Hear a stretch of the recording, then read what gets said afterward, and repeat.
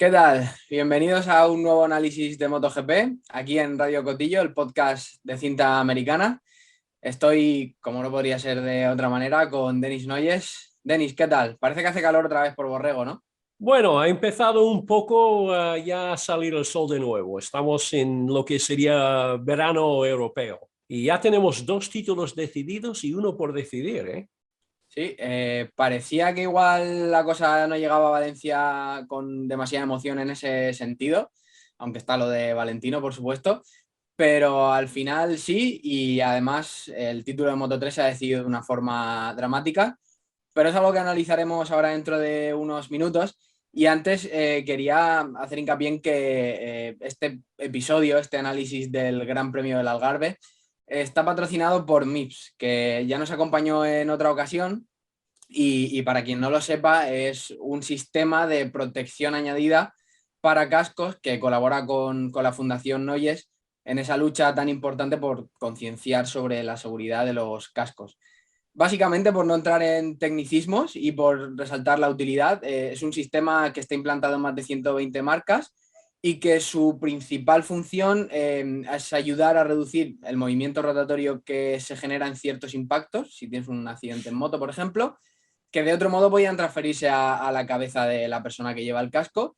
Así que bueno, es una forma de reducir el riesgo de daños cerebrales en caso de caída.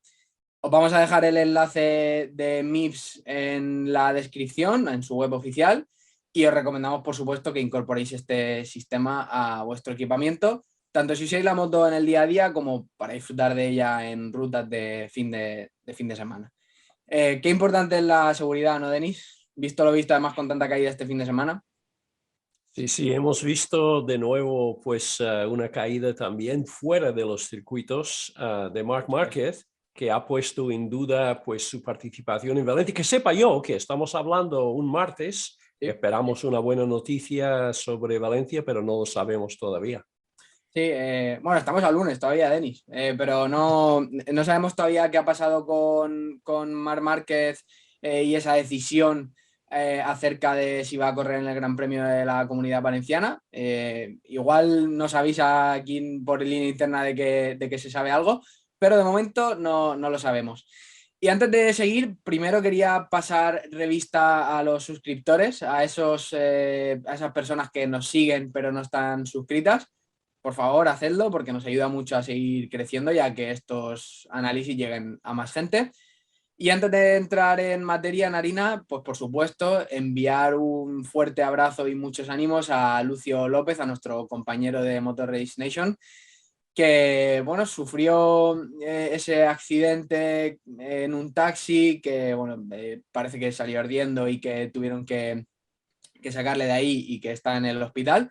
Esperemos que todo vaya bien y, bueno, insisto, desde aquí muchos ánimos y a ver si nos vemos por los circuitos pronto.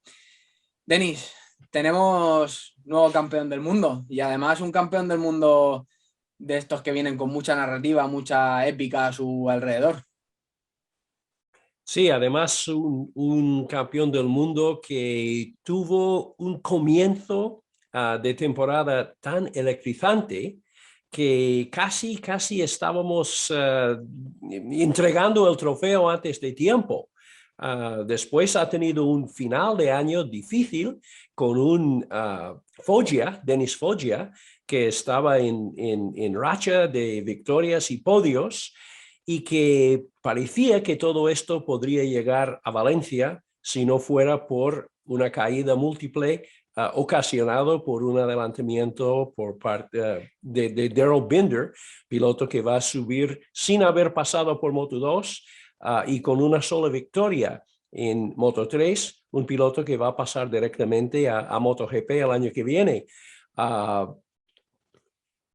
Esto no quita mérito en absoluto del título. Lo único que pasa es que es uno de estos títulos decididos por una caída, pero la ventaja que tenía Pedro y su colocación en pista en aquel momento indicaba que, bueno, que ya tenía la situación medianamente bien controlado. Lo mejor que se puede controlar algo en el caos de Moto3. Por repasar un poco la temporada de Pedro, pues ha conseguido 6 victorias. ya en la primera salió del pit lane y acabó segundo. Ha promediado 15,23 puntos en las 17 carreras celebradas hasta la fecha, hasta conseguir el título, queda una todavía. Está lejos, por ejemplo, de aquellos 21,12 de Bautista en 2006 en 125, pero bueno, es una medida de puntos que para lo competitiva que está la categoría, pues no está mal. Y bueno, es un piloto que subirá motos con el equipo de Akiajo el año que viene, será compañero de Augusto Fernández y que además, por lo que se comenta en el paddock, parece que el acuerdo es para 2 años en Moto2, pero que además estará en 2024 en MotoGP si todo sigue así y se cumple, bueno, si se confirman esos rumores. Yo creo que es la primera vez que sepa yo que un piloto ya estando en la categoría mínima, que fuese pues 125 o Moto 3, ha llegado a firmar un acuerdo que no solamente le aseguraran subir a la próxima de Moto 2, sino que le da paso a la categoría máxima. Sí, y bueno, y por recordar lo que parece que a veces se nos olvida, es su primera temporada en el Mundial y hace apenas 12 meses no estaba del todo claro que fuera a disputarla en estas condiciones y al final pues se ha confirmado. En el año 90, Loris Capirossi ganó el título de 125 y resulta que tenía de edad un día menos. Entonces, Pedro no es el joven, no es el campeón del mundo más joven de la historia, pero por un solo día. Loris Capirossi, que sigue trabajando en el equipo de Dorna en el Mundial sobre temas de seguridad, pues ha sido de los que le han felicitado, pero el récord de Loris, y además con los cambios de edad que estamos viendo que se van a implantar, parece que uno de los récords inmortales va a ser este récord de Loris Capirossi. Sí, de todos modos, visto lo que pasó en Portimao, creo que a Pedro le da igual ese récord, porque lo comentábamos fuera de micro, unos metros más atrás y quizá el incidente de Darren Binder se habría cobrado otra víctima, habría podido ser él perfectamente y habría llegado a Valencia en unas condiciones muy, muy distintas, mucho peores. Pero el caso es que fue campeón, pescó ese casco dorado, una celebración que este año no están muy acertadas las celebraciones. Siempre hay algo que sale mal o que resulta extraño, como ese diablo de Quartararo gigante que de repente nos sorprendió a todos. Pero hay un título por celebrar todavía, a ver quién nos sorprende y con qué, que es el de Moto2. Remy Gardner llega con 23 puntos de ventaja al Ricardo Tormo Dennis. Llega en una situación casi ideal. Lo ideal sería llegar ya con el título ganado, pero si Remy Gardner, que habla español muy correctamente, si Remy está escuchando, ahora le pido que apaga, porque ahora lo que voy a contar es un par de cuentos con moraleja. Simplemente los dos ocurrieron en el año 2006. Yo estuve presente en ambos casos. El primero ocurrió en Magny-Cours, en el Mundial de Supersport, con el australiano Kevin Curtin, que Curtin solo tenía que acabar octavo para ser campeón del mundo de Supersport. Su máximo rival, Chavantier, Sébastien Chavantier, el francés, salió en la pole y él, llegando a rodar cuarto, justo después de adelantar a David Checa, estaba en una posición cómoda, lejos de cabeza de carrera, pero nadie le estaba estorbando mucho y sufrió una caída y perdió el título y nunca volvió a tener la oportunidad de ganar. Y después la otra que todos acordamos ocurrió en Valencia con Valentino Rossi, que salió desde la pole, pero salió mal. Estaba mirando las imágenes el otro día. Valentino tenía ventaja de 8 puntos después del desastre entre los dos pilotos de Honda, Dani Pedrosa, que tiró a Nicky Hayden en Estoril. Y parecía que Valentino solo tenía que acabar detrás de Nicky para ser campeón del mundo. Durante toda la temporada, sobre todo después de Laguna Seca, Valentino estaba dominando con mano de hierro, sacando casi 60 puntos más que su rival norteamericano, y pasó lo que pasó en Valencia, que Valentino en la salida salió mal, después parecía que tenía un problema de neumático delantero, y lo que sí que me gusta de Valentino es que nunca ha buscado la excusa. Es decir, su grupo alrededor siempre me aseguran que era un neumático defectuoso, pero él dijo que no quería buscar excusas porque el título era para Nicky. Ahora mismo la situación de Remy es cómoda, pero cómoda que viendo lo que ha pasado en Moto3 con Binder, tiene que salir ya.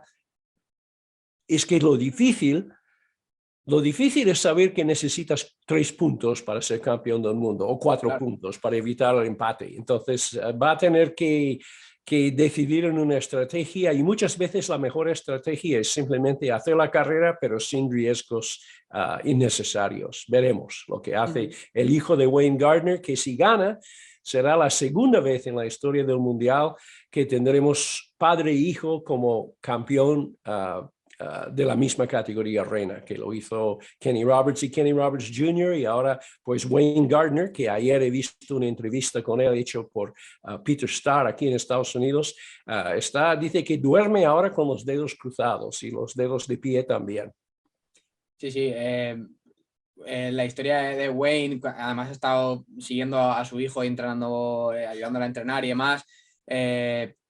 Es impresionante cómo hace relativamente poco Remy estaba en equipos que no eran tan competitivos como podía ser Tasca, Racing y demás, y cómo ha ido paso a paso hasta esta situación, que además no se ha arrugado en Portimao porque ha ido a por la carrera y quizá le perjudicó un poco se benefició en este caso Remy de la elección de neumático de Raúl, ¿no? Que parece que no fue la más acertada, pero el caso es que él fue por la carrera y que puede que en Valencia haga lo mismo perfectamente. La selección de neumático era muy importante. Raúl Fernández optó por el blando cuando Lowe's, por ejemplo, había probado el blando en el warm-up aquella mañana y dijo que él tenía clarísimo que no podría llegar a más de 3/4 de carrera con este neumático. Lowe's es el piloto más experimentado de la categoría y Raúl el menos, a lo menos de los que luchan para el título.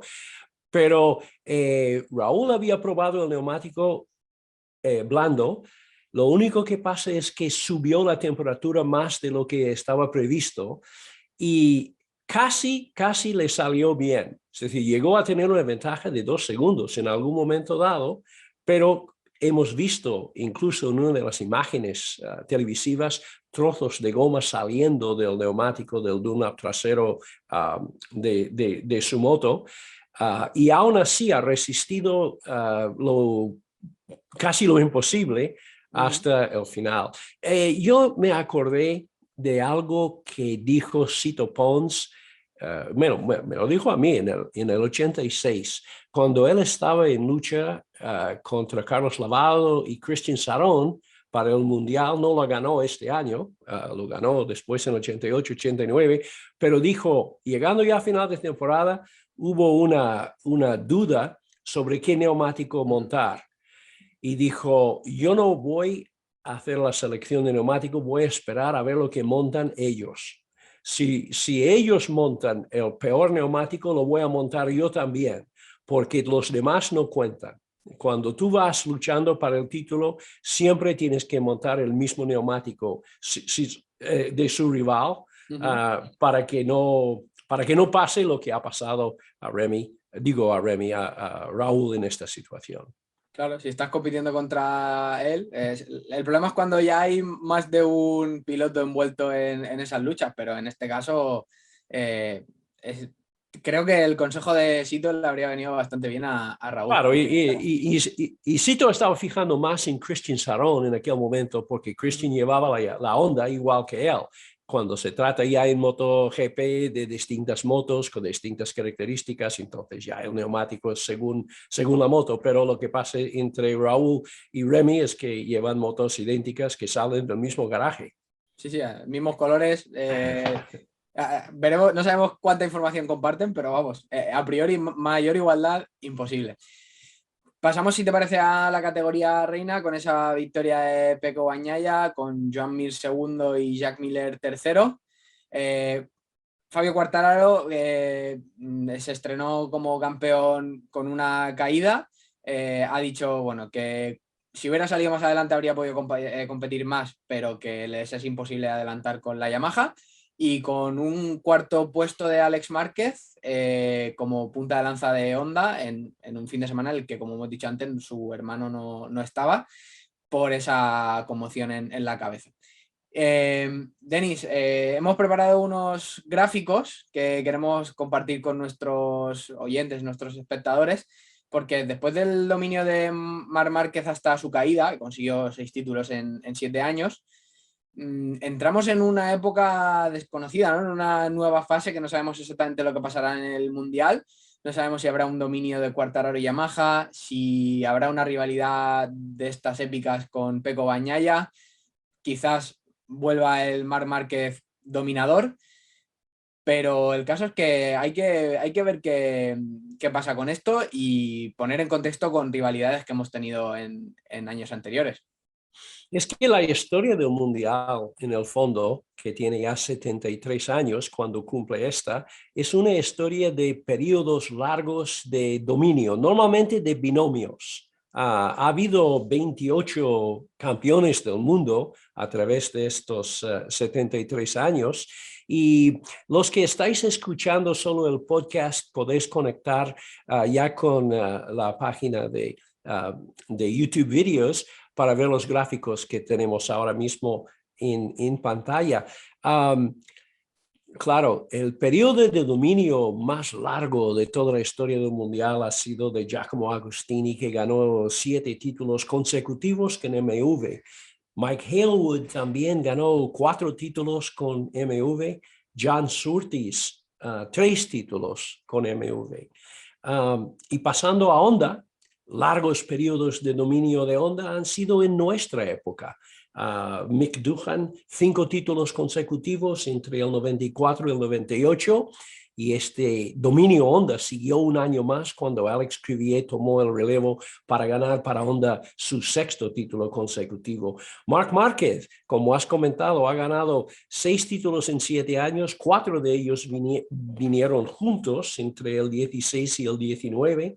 Valentino Rossi también en una época ganó 3 consecutivas con Yamaha y después, con Honda, para después, 2 años después, volvió a ganar 2 seguidas con Yamaha. Jeff Duke, bueno, yo tengo más años que el Mundial, entonces llegué a conocer a todos los hombres que nos hemos nombrado. Jeff Duke le conocí en su gasolinera en la Isla de Man y me dio unos consejos sobre cómo llegar a Londres con una BSA 6,5 que picaba de biela, con una especie de aceite que era tan espeso que cuando quería cambiar el aceite casi no me tuvo que calentarlo.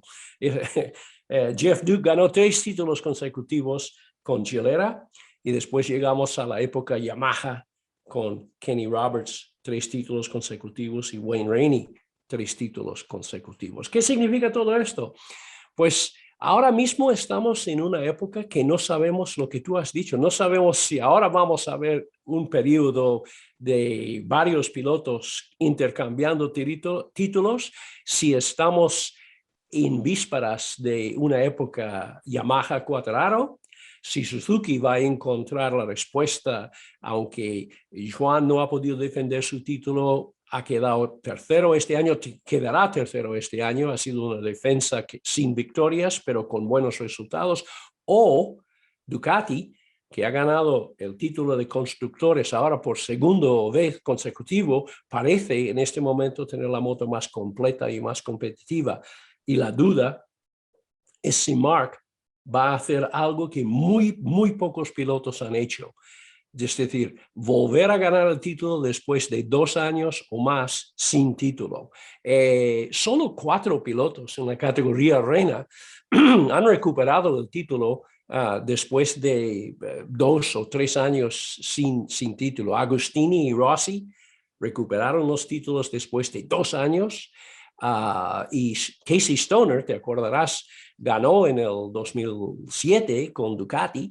Y 4 años después de 3 años sin título, ganó con Honda. Y Jorge Lorenzo recuperó su título después de un periodo también de 2 años sin título. Entonces, veremos si Mark, la verdad es que antes de esta mala suerte de la caída entrenando, yo había apostado con algunos amigos ingleses que Mark iba a ganar las 4 carreras quedantes de esta temporada. Ahora la duda está si puede volver para Valencia y si Honda, que por mucho que Honda gana carreras, y yo he dicho en el último podcast que una moto mala no gana tantos títulos, es verdad. Pero por otro lado, el número de caídas, y no estoy hablando de caídas entrenando, de cuántas veces se ha caído Mark entrenando, no lo sabe ni Mark. Pero Mark, este año, aunque ha corrido ya 3 carreras menos que sus rivales, se ha caído 22 veces. Mientras Quartararo le hemos visto caerse por primera vez en carrera, junto con 2 caídas en entrenamientos. Sí, bueno, me parece que ha caído 5 veces este año en total. O tal vez han sido 4, no estoy seguro. Y Bagnaia por el estilo. Es decir, pero ahora vamos a ver otra cosa. Cuando estamos hablando de dominio de binomios o dominio de pilotos, es otra cosa. Cuando hablamos de marcas, MV Agusta llegó a ganar 17 títulos consecutivos en una época. Este es un récord que no se va a batir nunca, espero que no. Espero que no. Seguro que no.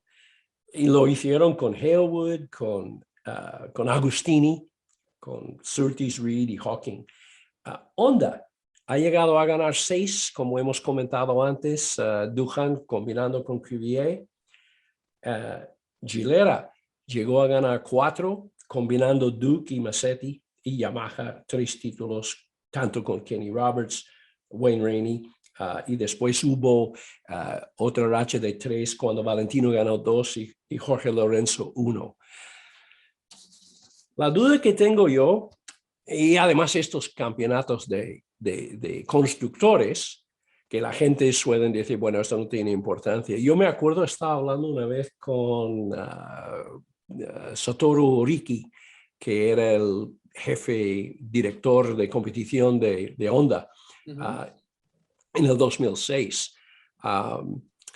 Y estuvimos hablando del campeonato de marcas y yo le dije, bueno, pero eso no tiene mucha importancia. Y me miró como si había hablado mal del profeta y dijo, nosotros somos fábrica, los pilotos son pilotos y cuando el piloto se va a casa lleva el trofeo, pero el trofeo de marcas queda en la fábrica.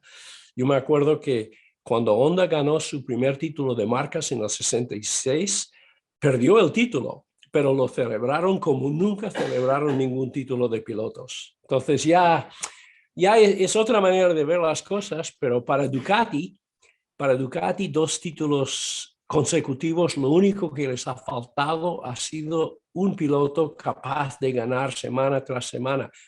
Y parece que ahora tal vez le han encontrado en Bagnaia. Sí, de hecho, Valentino dice que Bagnaia es el favorito para el año que viene. Es cierto que es pupilo de la academia, etcétera, y que igual puede estar un poco condicionado en ese sentido, pero bueno, lo cierto es que lo dice y que bueno, algo de valor tiene. Claro, es que además Ducati no ha ganado el título de pilotos desde 2007 con Casey Stoner, que por cierto estaba en Portimao y se ha hecho mucha gente fotos con él, se le echa de menos. Casey, bueno, Casey, como siempre, ha expresado sus opiniones sobre todo. Casey odia la electrónica, piensa que la electrónica ha hecho que las motos sean demasiado fáciles de llevar. Dice que la gran igualdad que estamos viendo ahora es una igualdad entre máquinas, pero no entre pilotos, que nunca hay tantos pilotos buenos y algunos pilotos parecen mejores de los que sean porque tienen el cerebro electrónico entre el puño de gas y la inyección. Y también ha sido crítico con lo de las secciones de asfalto en el exterior del circuito, todo aquello de pisarlo verde. Casey, Casey dice que lo mejor es poner grava y hierba, y si el piloto sale a la grava y hierba se puede caer y esto le enseñará que el circuito es el circuito y lo de fuera es peligro. Opiniones de un piloto que se retiró hace poco, pero ya habla como si fuera de otra época. Muchos de ellos, los pilotos, han dicho sí, sí, sí, pero está hablando de otra época. Sí, por cierto, no sé si lo ha hecho alguien, pero me gustaría preguntarle a Casey qué opina de la categoría de Moto E, porque su respuesta de australiano tiene que ser muy interesante, seguro, ¿eh? Porque además, no sé si te acuerdas de aquella famosa rueda de prensa en la que Jorge Lorenzo dijo que a él le gustaría incluso correr en scooter con una moto en la que solo hubiera que dar gas y demás, y Casey dijo, nada, nada, esto ni hablar de ello, y al final ha llegado algo así al Mundial. O sea Sí, sí. Bueno, Casey nunca ha tenido problemas contestando rápido. ¿Te acuerdas cuando Valentino se fue a pedirle disculpas por haberle tirado en Jerez? Cuando Casey ha escuchado las excusas, Valentino con el casco puesto todavía y Casey salió y ha dicho hoy tu ambición ha podido más que tu talento. Y Valentino tuvo que marcharse pensando, ¿qué me ha dicho? sí, además parecía en aquel momento que ni siquiera le habían terminado de entender, porque con esto del casco, el ruido de las motos y demás, pero una situación incómoda. Pero este fin de semana, con esto de la retirada de Valentino, se han hecho fotos. Básicamente han dicho que, bueno, como decir los angloparlantes, agua por debajo del puente, ¿no? Agua pasada. Todo está bien entre ellos por lo que parece y bueno, una buena forma de cerrar el círculo también, ¿no? Casey, una semana antes de la retirada de Valentino en el circuito. Casey ha dicho que él no sería capaz de hacer una temporada como la que está haciendo Valentino ahora, porque dice que ahora Valentino sabe que no va a ganar y él no podría nunca poner el casco y salir a pista si no pensara que tuviera la oportunidad de ganar. Pero Valentino, claro, está preso de un contrato este año. También me parece que Valentino no pensaba que esta temporada iba a ser tan difícil. Sí, sí, sí, además él mismo lo ha dicho, que pensaba que habría sido un poquito más fácil, pero bueno, es con lo que con lo que le toca lidiar. Y ya apenas, bueno, de aquí a una semana, 7 días naturales, ya no será piloto de MotoGP, ese abismo que en algún momento había que romper en el Mundial. Y mientras hemos estado hablando de antiguos tiempos, Anifa, como dicen los italianos, de época de MV y todo esto, y Agostini, estaba pensando en esta última temporada de Valentino y pensaba compararlo con el último año de Giacomo Agostini. Una diferencia grande, porque Giacomo Agostini, la verdad es que alguien tendría que escribir a fondo sobre la última temporada de Ago, porque después de ganar el Mundial con Yamaha, teniendo que dejar MV para ganar con Yamaha, el primer piloto en ganar con una 500 de 2 tiempos, Agostini hizo algo increíble. Es decir, en vez de seguir con Yamaha, volvió a MV, llegó a un acuerdo con ellos para correr con la 3,5 y la 500, pero sin la obligación de correr, solo corre cuando él quiere. Es decir, con la 3,5 lo arrastraba por toda Europa en el camión y solo lo sacó una vez y ganó con ella. Con la MV 3 cilindros, digo, la MV 4 tiempos de 3,5 en Assen, la única 4 tiempos en pista, y ganó. Y era la última victoria de MV en 3,5. Y después, aunque había salido en un par de carreras con la MV 500, con resultados discretos de sexto, octavo por el estilo, en Alemania, en Nürburgring, un día con circuito mojado salió y ganó su última carrera y la última carrera también de MV de aquella época. Entonces, después en el 77 hizo un par de salidas, pero semejantes a los que están haciendo Valentino ahora. Tiene que ser muy difícil arrancar una temporada sabiendo que va a ser su última. Y lo que yo pido a la afición de Jerez, de Valencia, después de haber escuchado este abucheo dirigido a Marc Márquez en Misano, espero que no se escuche ningún abucheo, porque todo lo que ha pasado en el 15 ya es cosa de ellos, como he dicho antes. Y yo creo que Valentino, haciendo su última carrera en Valencia, merece una ovación.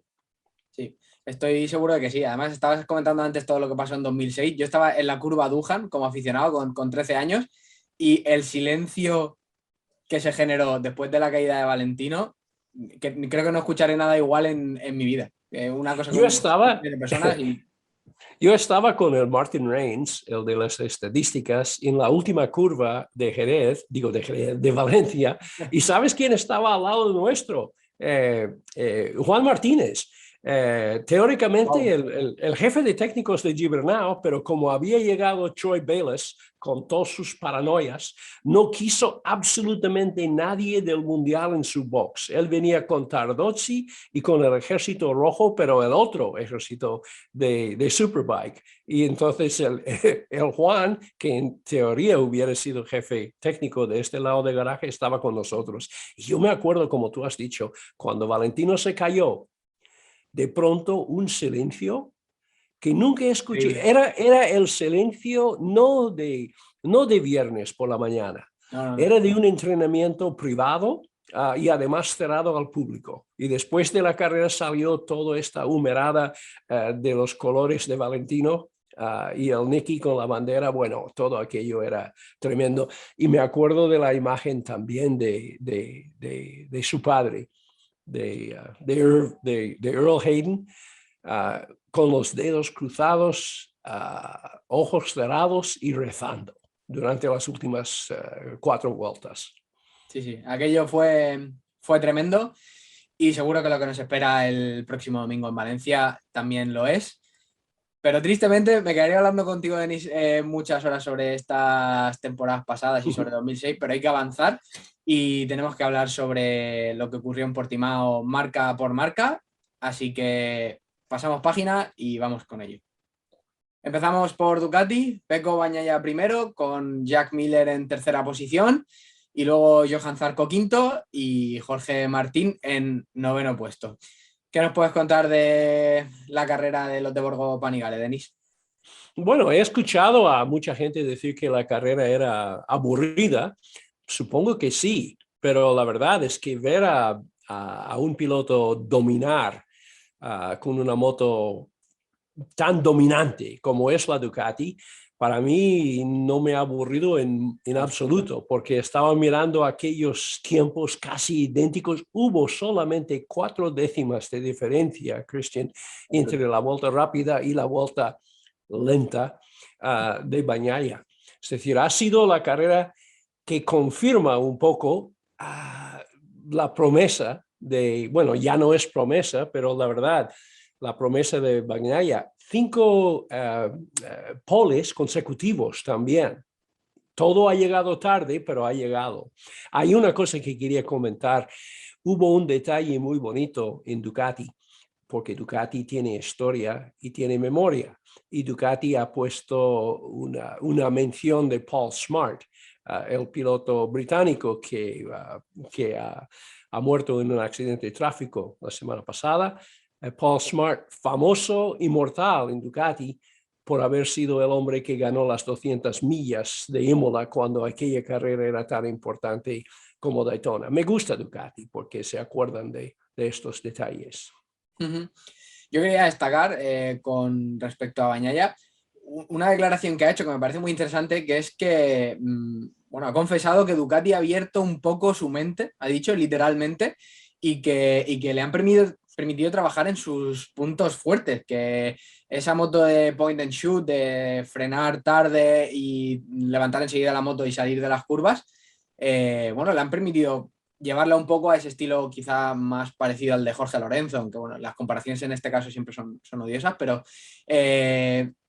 que bueno, que al final han llegado a un mix entre las dos formas de entender el pilotaje y la moto, y es muy relevante esto desde mi punto de vista. Cuando Dovizioso estaba pasándolo mal el año pasado, Dovi mismo ha reconocido que yo no puedo hacer con la Ducati lo que está haciendo Bagnaia. Mi estilo de pilotaje es Ducati de antes. Con el cambio de neumático no ha podido entrar frenando como hacía en épocas anteriores. Entonces observó que incluso hizo un intento de cambiar su estilo para acoplarlo más al estilo de Bagnaia, cosa que Dovizioso está haciendo ahora mismo en Yamaha. 5 poles consecutivos y 91 puntos en los últimos 5 carreras. Más que nada, cuando estuvimos hablando la semana pasada de quién iba a ser el príncipe de otoño, pues parece que ahora el príncipe va a ser Bagnaia. Sí, sí. Desde luego los resultados le dan como ese príncipe de otoño. He dicho invierno, pero realmente es otoño. En invierno, desgraciadamente, no va a haber motores rugiendo. Y no, bueno, el príncipe de invierno es quien gana todas las pruebas que no dan puntos. Sí, sí, de hecho se llegó a bromear con eso con Maverick Viñales, ¿no? En su momento, que era el más rápido en todos los test. Y de Jack Miller, ¿sí? Ha sido importante de nuevo en el podio después de 10 carreras entre su último podio en Cataluña, aunque ha estado delante en muchos, y además llorando porque le han quitado la pole, ¿sabes? Es decir, dice que Pecco le sigue quitando todos los relojes, ¿sabes? De Tissot, como yo comenté en Twitter en un momento dado. Para saber la hora, Miller tiene que preguntarlo a Pecco porque él no tiene relojes ya. Seguro que en el Hospitality hacen la broma, ¿eh? Pecco, oye, Jack, ¿qué hora es? Seguro. Pues sí, al final una buena carrera de Jack, teniendo en cuenta también que incluso en alguna carrera había hecho labor de equipo y que ahora pues ya no hacía tanta falta. Quizá, por ejemplo, si no recuerdo mal, fue Austin, ¿no? Donde le dejó pasar claramente a Pecco, y quizá ahí también podría haber subido al podio, pero no llegó, y de nuevo está en la ceremonia del Cava, el australiano. Y hemos visto a Zarco también quinto, rodando entre 2 y 3 décimas más rápido que Miller al final. Es que Zarco hizo una de estas carreras que solía hacer antes, cuando tiene un mal primer tercio de carrera. Después, con la goma dura que él ha montado, ha ido muy deprisa al final, e incluso ponía en peligro el cuarto puesto de Paul y el tercer puesto de Miller, si la carrera hubiera, no con 2 vueltas más, porque la carrera sí se cortó antes de tiempo por las banderas rojas, pero si hubiera contado con 4 o 5 vueltas más, tal vez Zarco hubiera subido al podio.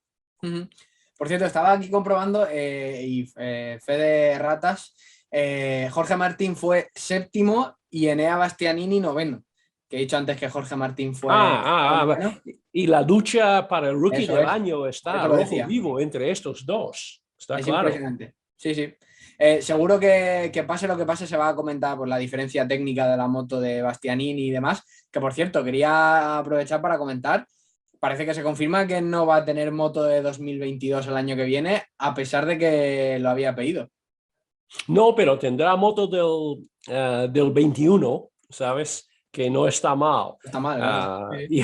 Y además, como ha comentado alguno de sus entornos, a lo mejor tendrá ventaja, porque él llegará al comienzo de la temporada en Qatar el año que viene con la moto muy a punto, con experiencia, mientras los demás estarán con Ducatis nuevas. Un disco duro así de grande, con datos, para poner la de Moseichi a punto, seguro, ¿eh? Y quizá puede que ocurra perfectamente como pasó con la moto de Morbidelli en su momento y Mm. demás, que quizá funcione mejor que la del año siguiente, por lo menos en las primeras carreras.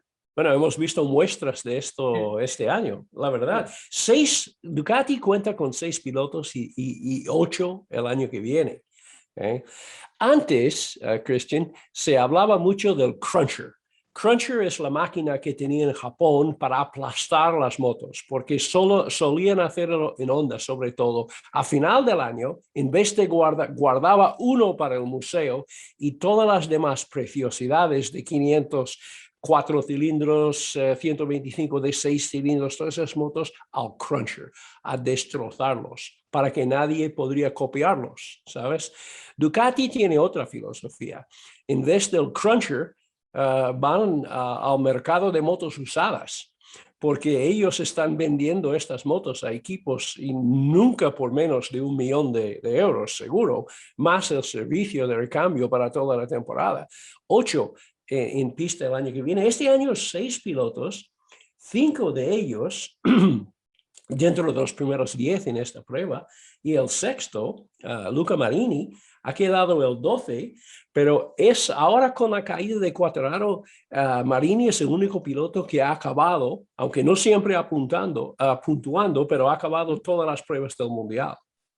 Sí, desde luego la regularidad, claro, fue por la caída de Quartararo, ¿no? Que esa estadística se rompía, ¿no? Ya, incluso las 3 categorías, ¿no? Era el único que seguía puntuando en todas, pero primera caída del año. Y sobre lo que comentabas del reciclaje de motos y demás, incluso Ducati, sabemos que vende motos a coleccionistas, que es algo que para otras marcas es impensable. Es verdad que lo hacen con algunos años de delay, pero es que es impensable encontrar una moto de Márquez, por ejemplo, en un coleccionista, y sí que la hay de Stoner. Y otra cosa que hace Ducati es fabricar una Panigale, que es la perfecta moto con trampa para los entrenamientos. Es su moto del Mundial de Superbikes, pero tiene tanto en común con la moto de MotoGP, que como hemos comentado, pilotos de Ducati que entrenan en Misano con aquellas motos están además con neumáticos Michelin de resistencia que dan el mismo tacto, tienen una ventaja importante. Pues no sé si tienes algo más que añadir, pero podemos pasar a Suzuki, que bueno, regresa al podio con esa segunda plaza de Joan Mir y con un noveno puesto un poco más atrasado de Alex Rins. Yo tenía un tema Pendiente de Ducati, dale, de sí, sí, adelante. Ducati, una entrevista que le hizo a Paolo Cebatti, a Matthew Miles, periodista norteamericano, que normalmente este tipo de entrevista con ejecutivos suelen ser bastante aburridos, ¿sabes? Diciendo todo lo que se puede decir y nada de lo que no se puede. Pues Cebatti ha dicho que ha sido para Ducati, que es la marca más pequeña del mundial, toda una lucha mantener esta estructura en marcha durante COVID, que ellos, haciendo muchos sacrificios, han conseguido mantener contacto con patrocinadores y proveedores en el 95% de los casos, pero que esto para Ducati ha marcado un límite. Jamás, dice, jamás van a fichar, jamás van a gastar el tercer parte de su presupuesto en el sueldo de un piloto, haciendo referencia, sin decirlo, a los fichajes de Valentino Rossi y de Jorge Lorenzo, porque dice que ahora mismo, si el mercado nos obliga a entrar en cifras más allá de la capacidad económica de la marca, lo que haremos es buscar piloto joven, ¿sabes? Dice que nosotros pagamos bien a nuestros pilotos, pero jamás, nunca vamos a meternos otra vez en unos gastos como los que ocurrieron con Rossi y con Lorenzo. Por cierto, Denis, creo que no llegamos a tiempo de comentarlo en el podcast anterior, pero Ducati va a ser la proveedora de Moto E en el próximo contrato. O sea, es un cambio importante de una marca, bueno, pequeña en comparación con el grupo Piaggio, con Honda, con Yamaha y demás, pero ese interés por las motos eléctricas hace ver que el futuro del mundial, bueno, tienen un protagonismo ahí, ¿no? Sí, sí, además me ha sorprendido porque cuando Harley Davidson se metió en el asunto de la moto electrónica, a mí me cuesta horrores imaginar una Harley Davidson que hace este sonido sin sonido, ¿sabes? Y una Ducati, que es la moto que ruge más, me cuesta mucho imaginar una Ducati eléctrica, pero en el futuro de la moto eléctrica en la calle, con los límites de vida útil de batería, me parece una cosa muy diferente de lo de los coches. Yo creo que en motos vamos a ver tal vez combustible de hidrógeno antes de que vemos motos de turismo, digamos, o motos deportivas eléctricas. Pero Ducati lo que ha hecho bueno, va a ser publicitariamente, va a ser importante ser la marca que yo esperaba, imaginaba que sería Honda. O tal vez Yamaha o Kawasaki. Bueno, Kawasaki no, porque están en Superbikes, pero ha sido una sorpresa. Sí, sí, nada, simplemente quería comentarlo de forma rápida. Intentaremos profundizar en cinta americana sobre ello. Antes de pasar con Suzuki, aunque lo había hecho yo mismo, quería aprovechar ahora que lo he recordado para comentar el guante que le lanzó Chiavatti a Casey Stoner, de tenerle como coach de pilotos en el box. Le quisieron retener como piloto en su momento, pero no pudieron. Luego como piloto de pruebas. Ahora como coach. Yo creo que lo siguiente, Denis, es que le ofrezca las llaves de la fábrica para que abra los fines de semana, ¿no? Yo no sé si Casey, a Casey es la primera vez que ha salido de Australia desde el año 2018, entonces va a estar también en Valencia, pero Casey no tiene mucha nostalgia por lo de ir en circuito. Me acuerdo la última vez que le vi, no me acuerdo del circuito, pero estuve en el box cuando estaba en el box de Ducati y estábamos mirando a un piloto dovizioso bajar la visera para salir en un entrenamiento y me dijo, jamás quiero encontrarme dentro de aquel casco cuando cierre la visera para salir a pista. Y lo dijo no a mí, sino casi hablando a sí mismo. Es definitivo y bueno, habrá que disfrutar de él en esos vídeos de highlights y demás y en el paddock hablando con él si es posible. Y bueno, toca pasar a Suzuki con ese segundo puesto de Joan Mir y esa novena plaza de Alex Rins.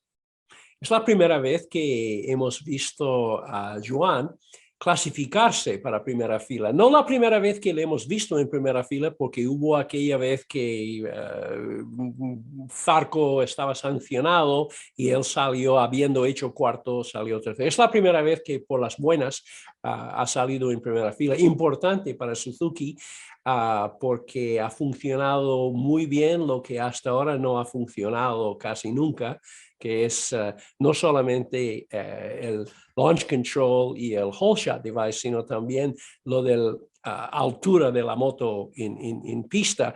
Y con esta cámara que ha montado en el mono de Alex Rins, hemos podido ver algo del trabajo que tienen los pilotos ahora con los botones. Hemos visto cómo Rins en salida de la curva tiene que acordarse de activar el device, como dicen, el aparato para levantar y bajar la moto.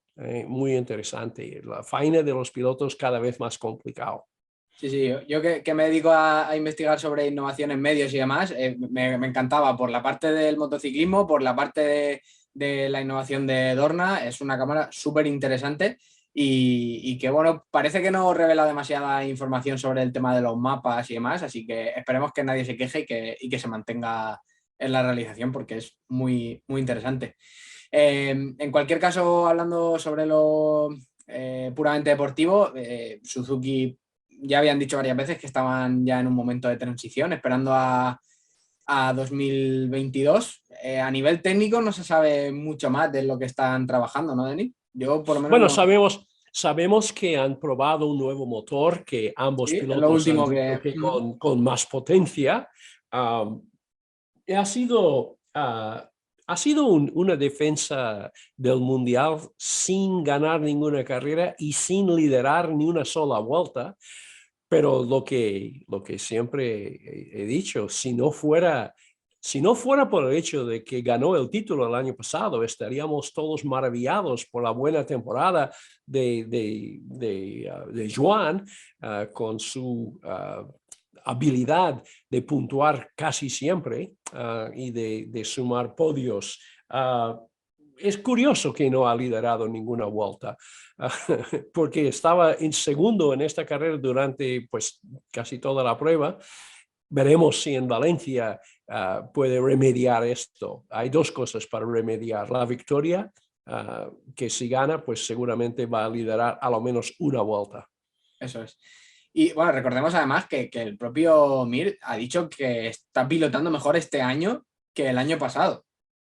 La diferencia de, bueno, el paso adelante que han dado Quartararo, Bagnaia, etcétera, pues seguramente sea el factor que ha cambiado todo. Hombre, sin quitarle ningún mérito del título que ganó el año pasado era más el colapso de Yamaha que otra cosa, con sus problemas de válvulas y después con una falta de consistencia por parte de Quartararo, que este año no tiene mucho que ver el Quartararo de este año con el Quartararo del año pasado. No hemos visto una temporada, yo esperaba una temporada mucho mejor de Alex Rins, que creo que ha estado en el podio solamente una vez este año y tuvo a mitad de temporada esta racha de 5 caídas consecutivas. Pero claro, él mismo en su...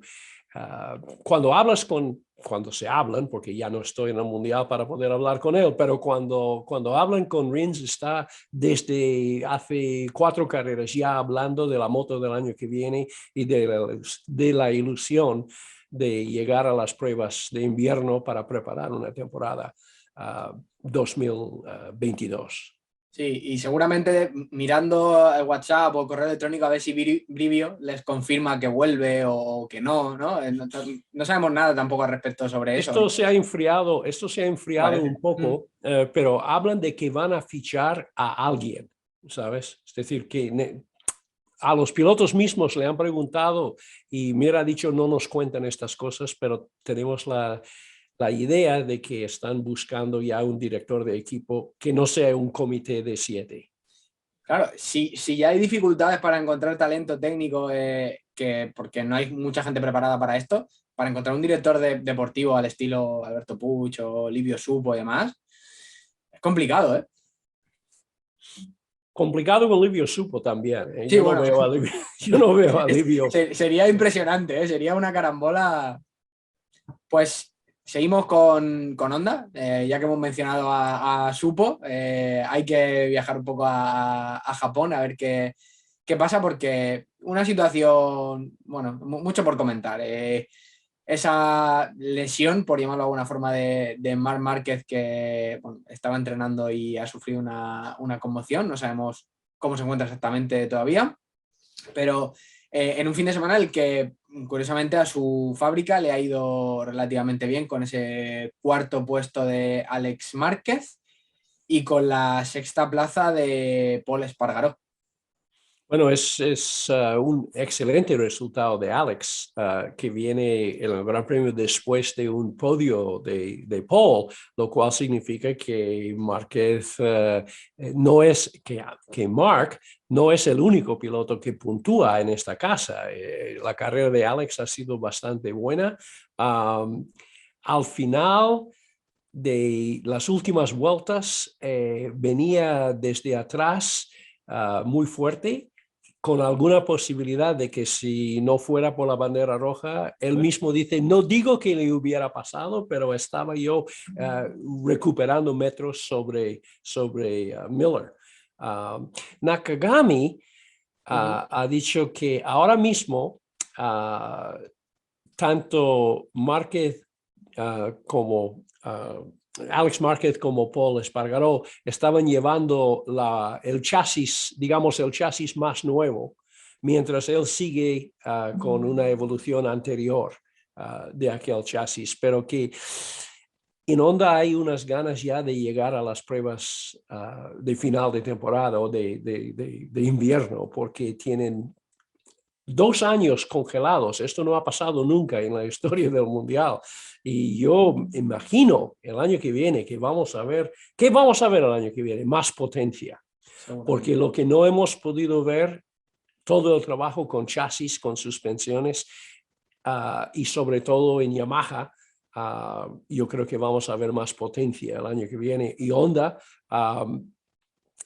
nunca les ha faltado, pero les molesta mucho en Honda el hecho de que ahora se hable de Ducati como la moto más rápida. He comentado antes que Soshiro Honda solía decir a sus técnicos: solo quiero 2 cosas, que las Hondas sean las más rápidas y que no se rompen nunca. Creo que habías comentado esa cita alguna vez ya y es... Órdenes difíciles de seguir, ¿eh? Sí, sí, sí. De hecho, hablando sobre todo esto de la seguridad y demás, quería recomendar a los espectadores una entrevista de nuestro compañero Alex López Rey en Motorbike Magazine, porque habla sobre todo esto y mucho más con Paul Espargaró, diciendo incluso que los japoneses le han hecho alguna vez cortar, o sea, apagar la moto en plena recta para que no hagan ni 1 kilómetro más de los que ellos tienen estipulados que la moto es seguro que haga. O sea, una anécdota bastante curiosa que, bueno, insisto, recomiendo que se lea.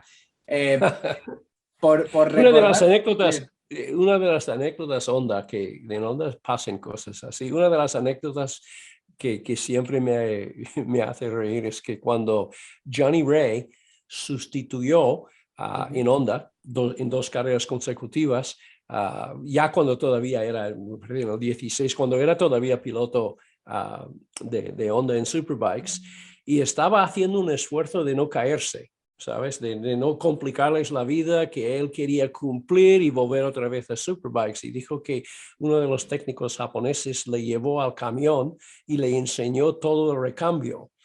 Ahí dice: tenemos mucho recambio, Johnny, puedes caerte alguna vez si quieres. Esta no la conocía y es muy curiosa. Sí, sí.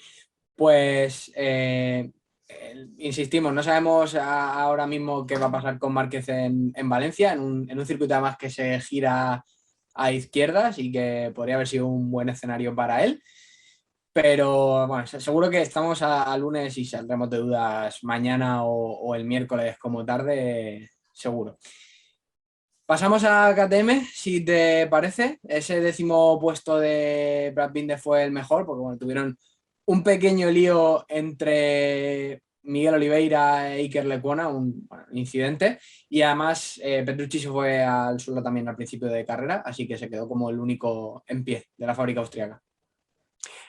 Pues hablando de KTM, parece que algo falla.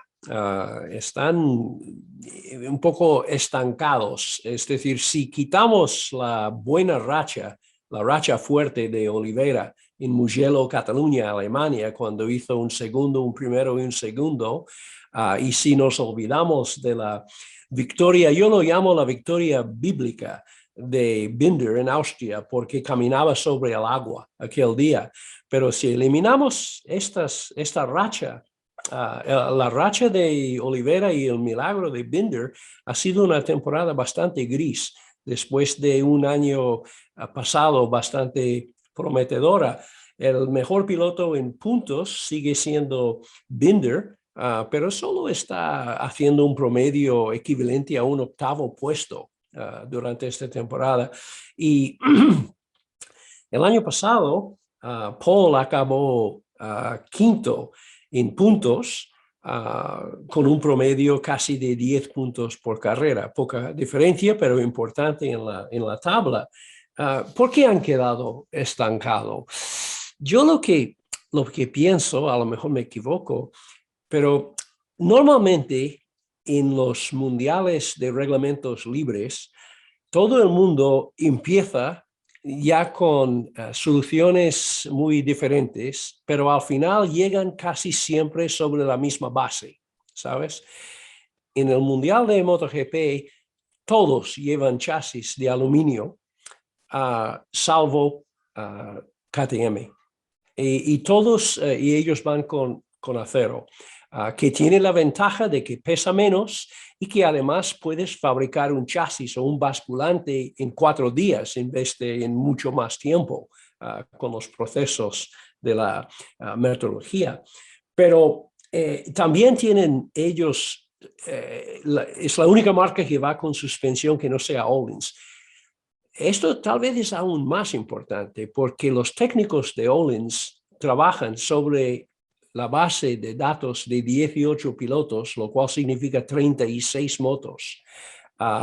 Entonces, en WP solo tienen 4 pilotos para juntar información. Yo no sé si esta afán de ser diferentes de los demás les está costando al final, porque no hay otra explicación. Los pilotos son bastante buenos. Yo esperaba mucho más de Oliveira este año. Hay un poco de mal ambiente en este equipo también, que se lo nota en la tele. Lucuona ya empieza casi a echar pestes un poco Claro, como él le han despedido durante la FP4 mientras estaba en pista, y Petrucci es un hombre tranquilo, feliz, porque está pensando ahora mucho más en el Dakar que en el Mundial. Sí. La verdad es que es una situación atípica. No están ofreciendo tampoco mucho detalle. A ver si, bueno, con esos cambios que ya se abre la posibilidad de probar más a final de temporada. Lo que desde luego han demostrado mucha capacidad para cambiar y para introducir mejoras en la moto. En esta entrevista que comentaba antes de Paul Espargaró, lo decía, que una de las cosas que tienen como virtud es la agilidad. De hecho, decía que Alberto Puig parece austriaco, podría ser austriaco por esa forma de poner las pilas que tiene a veces a los japoneses. Cuando han preguntado a Oliveira, que es un piloto líder ahí, sin ninguna duda, cuando han preguntado a Oliveira si sus resultados mediocres resultan de la lesión, ha dicho la lesión no tiene nada que ver. Es decir, él sí que rompió un hueso en la mano, que esto está superado y que ahora mismo, por muchos cambios que están haciendo, no están volviendo a recuperar. No, él no puede recuperar el buen feeling que tenía en esta moto durante lo que te dije, aquella racha de 3 podios. Uh-huh. En definitiva, a ver qué ocurre a partir de ese primer test en Valencia o qué pasa con el de Jerez también, que también suelen llegar muchas novedades. Y cambiamos de filosofía de marca totalmente, pasamos de KTM a Yamaha. El mejor puesto de una Yamaha en esta carrera fue el 13º de Valentino. Como observó Tomás Morcelino en un tuit, ha sido esto me ha sorprendido, ha sido el peor resultado de Yamaha desde Malasia 1995. La última vez que la primera Yamaha era tan baja en la tabla de puestos. Y esto fue época, creo que Hodgson fue el mejor piloto aquel día, haciendo el 10º puesto. Bueno, han sido circunstancias un poco también que Quartararo, si no por la caída, Quartararo hubiera estado entre los primeros 6 o 5. Pero sí que lo que nos llama la atención es que todo el mundo habla de cómo Honda depende de un solo piloto, que Márquez. Ahora estamos viendo las Honda luchando para podios y dentro de los primeros 5, mientras sin Quartararo en pista se empiezan a notar problemas en Yamaha. Tenemos un Morbidelli que está intentando recuperarse de la lesión complicada a la rodilla, y tenemos a un Andrea Dovizioso que lleva la moto más lenta, que es la de Morbidelli del año pasado, y que está intentando acoplarse después de tantos años en Ducati a una moto totalmente diferente. Sí, está claro que tanto Morbidelli como Dovizioso lo que necesitan son horas y vueltas sobre la moto, porque bueno, entre la lesión y la retirada, que luego no ha sido muy duradera de Andrea, pues necesitan girar. Quartararo sí que ha hablado después de esta carrera. Y si Mucho solo además. lees el texto y no escuchas la voz, hubiera parecido el texto de Maverick Viñales, porque él ha dicho absolutamente todo lo que ha dicho Viñales. Dice que si con la Yamaha no te clasificas para las primeras dos filas, estás perdido. Dice que yo puedo hacer el mismo ritmo, yo tenía el mismo ritmo que Pecco, pero como estaba atrapado durante casi toda la carrera, 15 vueltas, estaba a rebufo de la Ducati de Martín y después encima, mientras él está luchando con Martín, viene otro Ducati de Zarco y dice que con la Yamaha, como hay una falta, dice que nosotros tenemos muchas cosas a favor, pero tenemos un punto negativo que no compartimos con nadie. La moto es lenta. Es decir, si no podemos adelantar, uh, quedamos a rebufo. Al quedar a rebufo se va calentando el neumático delantero, sube la presión, pierdes el tacto y la única manera de recuperar el tacto, bueno, es que puedes rebobinar esto y buscar lo que decía Viñales en otras ocasiones. Lo que pasa es que en la gracia de Quartararo es que siempre sabía colocarse en primera fila, casi siempre, ¿no? Y esta vez ha sido su peor resultado en entrenamientos. Este pasaba con Viñales en aquellas carreras que los dos tenían más o menos el mismo ritmo en la FP4, pero que Viñales haciendo una vuelta suelta no igualaba a su compañero de equipo y esto lo condenó parece mentira, pero la diferencia entre quedar en el podio y quedar fuera de los primeros 10 puede ser una cosa que decide los sábados y no los domingos. Sí, sí, no, la importancia está clara, incluso se ve con Suzuki también, que han echado de menos muchas veces clasificarse más adelante. Pero ahora Suzuki empieza a clasificarse mejor y la Suzuki parece que es, por lo que hemos visto en remontadas, se remonta mejor con la Suzuki que con la Yamaha. Y Quartararo que no estaba quejando, porque no, es decir, hablando de cosas, de hechos, dice que mira, tú miras al Bagnaia, que puede clasificarse el 11, el 12, el 13 y en la cuarta vuelta ya está adelante. Esto dice que esto con una Yamaha en la época que estamos viviendo ahora es imposible.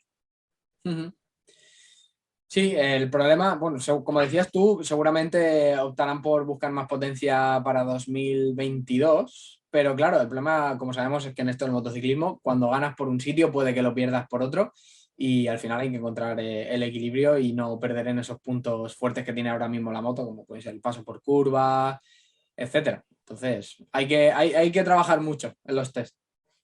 ¿Qué diferencia hoy en día hablar con Valentino después de las carreras? Que Valentino ha sido la mejor Yamaha, mejor piloto Yamaha, quedándose donde ha quedado el 13. ¿Ha sido 13 o 12? Sí, 13. 13, sí. Y que él no habla en absoluto de la posibilidad de estar delante. Simplemente dice, me faltaban 2 vueltas para alcanzar a mi hermano. Dice que no sé si lo hubiera cogido o no, pero cuando las banderas rojas yo estaba a punto ya de atacar. Pues no es la mejor forma de terminar hablando de Valentino, pero bueno, hay que ser consciente de que es el penúltimo podcast, el penúltimo análisis de MotoGP aquí en Radio Cotillo, que analizamos lo que hace en una carrera. Así que hay que terminar de saborear todo lo que ha aportado el 46 al Mundial. Y terminamos con Aprilia, que también están un poco en tierra de nadie, ¿no? Lees los comunicados de prensa y demás y son repetitivos. Trabajar para 2022, etcétera. Aleix 14 en parrilla y caída. Y Maverick 18 y acabó 16 justo fuera de los puntos. La única... el único comentario que hizo, que yo me acuerdo que yo lo tengo aquí de los conferencias de prensa Zoom, es que Maverick estaba hablando de que ahora con la Aprilia, dice que necesita menos metros para hacer la curva ahora. Dice que yo lo que noto ahora es que hago menos metros en las curvas porque puedo cerrar, no tengo que llevar tanto velocidad alta de paso por curva, que cuenta con un motor con más salida y puede separar la curva en frenada y salida en vez el estilo point and shoot, digamos, en vez de lo clásico de Yamaha que tiene que mantener una velocidad alta por curva. Lo de point and shoot, que es frenar fuerte, llegar lento al ápice y salir ya con muchos caballos. Según Kenny Roberts, es la única, siempre me gusta volver a referir a Kenny de vez en cuando. Dice que la única manera de hacer una moto, exacto, la única manera de correr en moto es point and shoot. Dice porque paso por curva es son más metros de riesgo, ¿sabes? Porque estás llevando la moto al límite cuando está a máxima inclinación. Pero a Maverick, tener esta velocidad de salida de curva le libra de esta situación de estar siempre al hilo. Tal cual, pues veremos qué ocurre con los de Noales. No han hablado tampoco mucho sobre novedades y demás, porque bueno, ha sido una temporada también movidita con ellos, con esa incorporación de Maverick y demás. Y bueno, insisto, veremos qué ocurre. En apenas una semana estamos ya con test y hablando sobre novedades técnicas, sobre basculantes nuevos y demás. Y a mí que esa parte me gusta mucho, tengo bastante ganas, la verdad. Y veremos quién es el campeón del mundo de Moto2. Sí, a ver qué ocurre con esa disputa entre Remy Gardner y Raúl Fernández. Y nada, a todos los aficionados que van al Ricardo Tormo, disfrutad mucho de las gradas, que hemos estado tiempo sin ellas y seguro que hay un gran ambiente con la retirada de Valentino Rossi. Nada, Denis, poco más. Recordad simplemente que este podcast ha sido patrocinado por MIPS, que es un sistema de seguridad que desde aquí animamos a todas las personas que incorporen en sus cascos. Está disponible en muchísimas marcas y no solo para motos, incluso para bici, para otro tipo de especialidades en las que hay que llevar casco. Y nada, la seguridad es lo más importante y también para esas personas que van a Cheste, mucho cuidado en la carretera y nos vemos la semana que viene aquí en Radio Cotillo para disfrutar de un nuevo análisis contigo. Un abrazo. Hasta la próxima, un abrazo. Adiós.